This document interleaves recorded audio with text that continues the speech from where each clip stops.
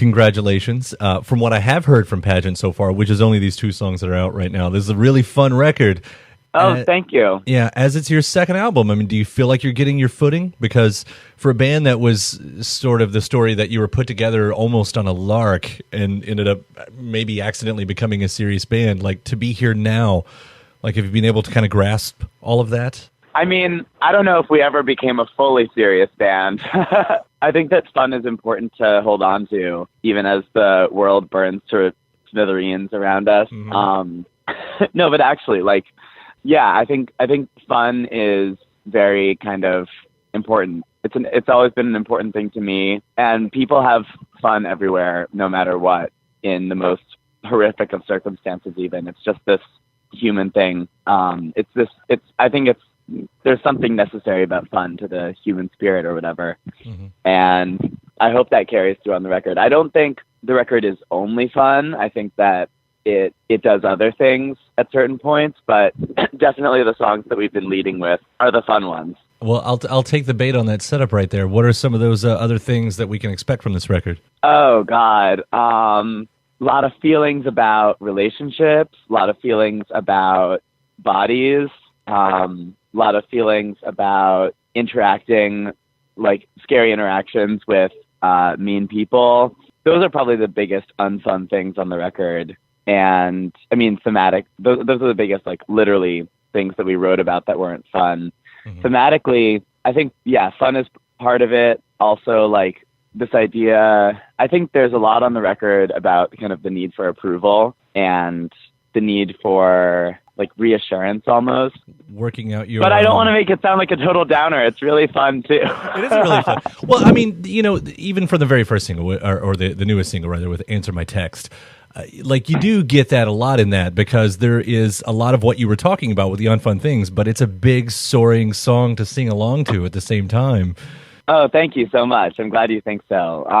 Yeah, I mean, I think ideally it can be both. It doesn't need to be either fun or depressing. I think that my favorite kind of humor is something you laugh at really hard, and then the second you stop laughing, it's like this void opens up in you, and you're like, oh my God, that's the saddest thing ever. That's what I find funny, or that's the kind of humor I enjoy the most. Maybe it's just because I'm prone to that reaction to humor myself. Mm-hmm. But I think Answer My Text is definitely one of those songs. Like, I like to think that it's something that you kind of enjoy while you're listening to it, and then afterwards you're like, that makes me wonder about my life choices or whatever. I don't know. That's how I feel about it. I feel like there's this perception out there that when you write a song about something, it's like you solve a puzzle in yourself and you fix this part of your life. And I wish that was true, but I am still very much the person who wrote Answer My Text. I'm getting a little bit better at not totally overreacting mm-hmm.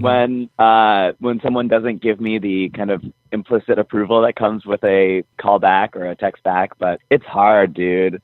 Well, and I guess you probably answered my question about that, if it's a directly true story or more of just a character study in yourself.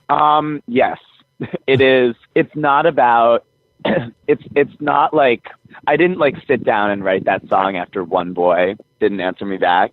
It's more like I kind of exist in a perpetual state of waiting for a boy to text me back. And that song is kind of about that. The boy in the song is a composite of like 3 different boys. Also, I'm not a boy. I don't identify as male, but I also have been guilty of not texting people back. And that totally inspired the song too. I was in a long distance relationship when I wrote that song, and one of our biggest problems was that I was a horrible long distance communicator. I could never pull that off. It goes both ways, and I think that whether or not they'd like to admit it, everyone has been on both sides of that interaction before. It's definitely true. And now you the funny thing is, anyone that you've ever dated is probably going to think that that's about them, because they've lived with it with you. Luckily, I have a knack for finding very understanding partners, and I have a rule personally that if I write something that's like obviously about someone, they have to hear it before it's released. I did that with this song called See You Around on our last record, and I did that with Answer My Text, and it's actually the same boy in both cases that I showed it to. He's very understanding. It's nice. And not everybody gets that opportunity. There's a lot of people, and some people that I know personally that have just turned on the radio one day and there's a song about them laid out for everyone to hear. I know. I realized that, I forget who it was that I was listening to. I want to say it was Joni Mitchell or something, but I was listening to one of my favorite records one day, and there was some song about Next Lover that wasn't totally flattering. And I remember thinking, like, oh my God, this person had to hear that song. And, like, this person had to hear that song all the time on the radio. It definitely wasn't Joni Mitchell. I forget who it was. Let's just say it was Joni.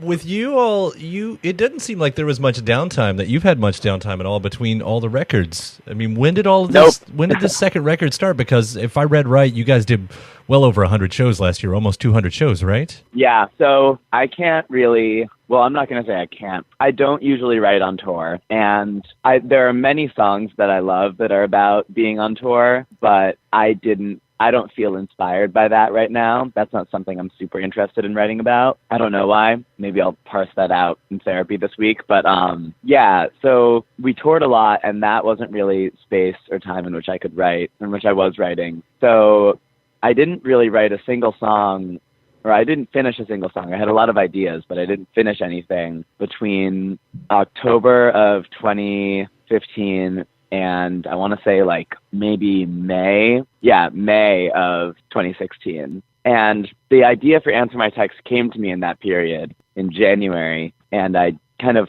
stowed it away in the back of my brain because I knew that song would take a lot of effort to finish, and I didn't have the time for it or the energy. And it took about 8 months from that initial inception to complete it. It's just maddening to figure out how you fit any of this in your life at this point, how you can't just take a moment, and everything has to stop and you've got to run away to the countryside. Yeah. I don't know.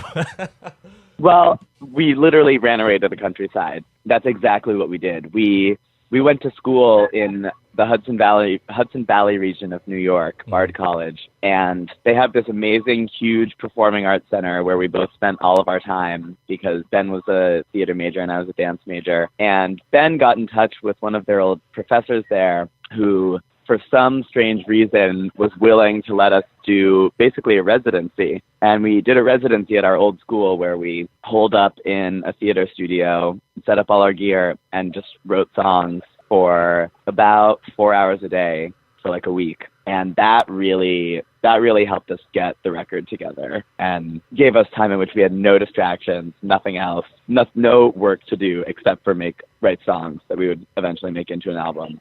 Punch in, punch out. Exactly. With everything that's going on right now, social justice, inclusion, the larger conversation, the other side of you all that's promoted quite often is, being a queer band. And I was kind of curious, does the identity get in the way of the art, or do you use one platform to help promote the other? Ideally, we use one. Ideally, they feed each other. I think that art and politics are actually very similar endeavors, and they have a lot in common, and it goes both ways. We've just been, recently we've just been making a more conscious effort to steer interviews towards the music, because I feel like our political views are out there and it will come up in the music if we talk about the music, but it definitely, there were a few interviews, I won't say with whom, I don't even think I remember exactly, but there have been a few times where we talked on the phone with someone for an hour and then I was like, I don't think we talked about our record once. Well, there was one time particularly before this whole political nightmare started. Well, depending on whom you ask, this political nightmare has been going on for over 200 years. But but before the election, when we were on our album cycle for Ugly Cherries, someone did actually interview us for, I think, 45 minutes over the phone and grilled us both about a lot of personal details on our lives, and we ended up having to give them a lot of gender and sexuality 101. And then they did that for 40 minutes. And then they were like, well, that's all my questions. Talk to you later. And I was like, wait, do you have anything to say about our record that we worked really hard on and are pretty proud of? And they asked me one thing or something, but no, it's been, compared to that, we haven't had something that bad or that challenging, I should say, on this album cycle. And thank God. Oh, well, thank God that I spent most of this talking about the music then, and that was Yeah, I'm really happy you did. I really love the music. I don't want to make light of that. And I love the first record, and I'm setting up to even love this one even more. So I'm really happy you guys are doing what you're doing. And thank you for the conversation today. This was a lot of fun. Oh, thank you so much. Yeah. Go eat some breakfast. I'm going to eat some breakfast. You enjoy the rest of that bagel. Thank you. Bye-bye. All right, take care. Bye.